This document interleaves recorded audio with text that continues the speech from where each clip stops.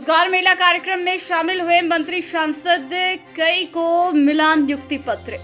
बता दें, धनबाद शहर के न्यू टाउन हॉल में रोजगार मेला के आयोजन में कई वरीय भाजपा नेता शामिल हुए, जिसमें केंद्रीय मंत्री अन्नपूर्णा देवी, सांसद पीएन सिंह, विधायक राज सिन्हा सहित कई अधिकारी मौजूद रहे। मालूम हो कि प्रधानमंत्री नरेंद्र मोदी ने आज देश भर में विभिन्न भर्तियों के तहत चयनित हुए लगभग हजार युवाओं को नियुक्ति पत्र वितरित किए। वहीं इस दौरान वह सभी युवाओं के साथ वीडियो कॉन्फ्रेंसिंग के जरिए नवनियुक्त युवाओं को संबोधित भी किए। केंद्र सरकार की रोजगार मेला पहल के तहत नियुक्ति पत्र वितरित किए गए।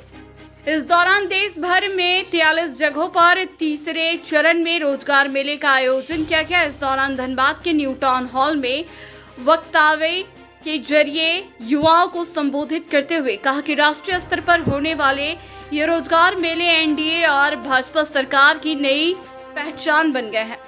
आज एक बार फिर हजार से ज्यादा युवाओं को नियुक्ति पत्र मिले हैं। मुझे खुशी है कि भाजपा के शासन वाली राज्य सरकारें भी लगातार इस तरह के रोजगार मेले आयोजित कर रही है।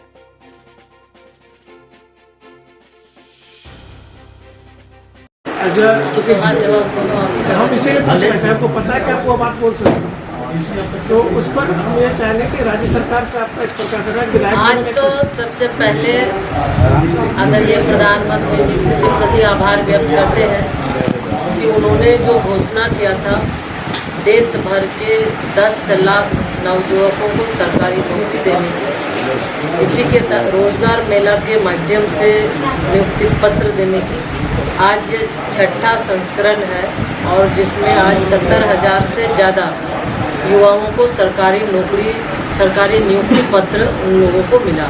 तो इसके लिए नियुक्ति पत्र पाने वाले सभी बच्चों को, सभी अभ्यर्थियों को हम अपनी ओर से शुभकामना देते हैं। नए जीवन की शुरुआत वो कर रहे हैं और जिस तरह आदरणीय प्रधानमंत्री जी ने कहा कि वो देश के ये अमृत काल चल रहा है, देश जब शताब्दी वर्ष मनाएगा तो इन युवाओं का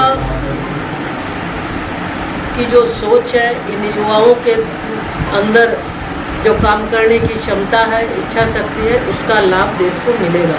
तो हम आपके माध्यम से भी युवाओं से ये कहना चाहेंगे कि आप ये सिर्फ एक नियुक्ति पत्र नहीं बल्कि आपके लिए बहुत ही अच्छा अवसर है, काम करने का एक सुनहरा अवसर है कि अमृत काल के अवसर पर आपको नियुक्ति पत्र मिली है और देश के लिए काम करने का इससे अच्छा और कोई अवसर नहीं हो सकता है। इसलिए अपना पूरा एफर्ट, पूरा ईमानदारी के साथ आप लगाएं ताकि देश जो तरक्की कर रहा है, उन्नति कर रहा है, उसमें आपकी भी अहम भागीदारी हो। और आज भारत जिस तरह से विश्व के पटल पर भारत चमकता सितारा है, आने वाले समय में भी आप सबके सहयोग से और भारत प्रगति करे, तरक्की करे, ये आप सबसे आग्रह करेंगे। झामुमो कांग्रेस का आरोप है कि 2 करोड़ प्रति साल रोजगार देने का वादा केंद्र सरकार ने किया था और वो सिर्फ 1 साल में 10 लाख की बात कर रही है, तो ऐसे कैसे चल सकता है?